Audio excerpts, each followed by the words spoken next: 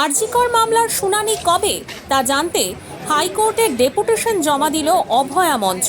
অভয়া মঞ্চের 6 চিকিৎসকের এক প্রতিনিধি দল এদিন কলকাতা হাইকোর্টে এসে স্মারকলিপি জমা দেন।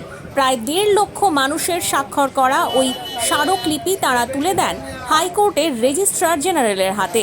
প্রায় 19 মাস কেটে গিয়েছে, এখনো পর্যন্ত অধরাই রয়ে গেছে অভয়ার বিচার। সেই বিচারের আশায় দিন গুনছে অভয়ার পরিবার, দিন গুনছে অভয়া মঞ্চের চিকিৎসকেরা। তাই আজ ডেপুটেশন জমা দিয়ে তারা জানতে চান এই মামলার শুনানি কবে নেওয়া হবে। দীর্ঘদিন হয়ে গিয়েছে মামলা তালিকায় থাকলেও শুনানি হচ্ছে না।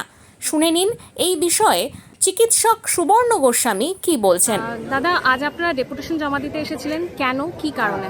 গত 6 মাস ধরে আমরা সারা পশ্চিমবঙ্গ ঘুরে ঘুরে বিভিন্ন মানুষের সই সংগ্রহ করেছি। 1.5 লক্ষ মানুষের সই সংগ্রহ হয়েছে, যারা মনে করছেন যে রাজ্য সরকার কেন্দ্র সরকারের পাশাপাশি বিচার ব্যবস্থারও দায়িত্ব আছে যে টালবাহানা না করে অভয়ার বিচারটাকে দ্রুত ত্বরান্বিত করা।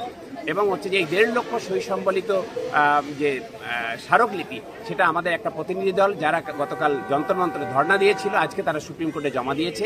একই রকমভাবে কলকাতা মেডিকেল কলেজে আমরা ধর্ণা দিচ্ছি আজকে মাসের 9 তারিখ। আপনারা জানেন প্রতি মাসের 9 তারিখে আমাদের কিছু না কিছু কর্মসূচি থাকে, এবং সেখান থেকে একটা প্রতিনিধি দল এসে আজকে হাইকোর্টের রেজিস্ট্রার জেনারেল ম্যাডামের সাথে দেখা করে আমরা আমাদের যে উদ্বেগ সেটাকে ব্যক্ত করেছি, আমাদের দাবি পেশ করেছি লিখিতভাবে এবং মৌখিকভাবে।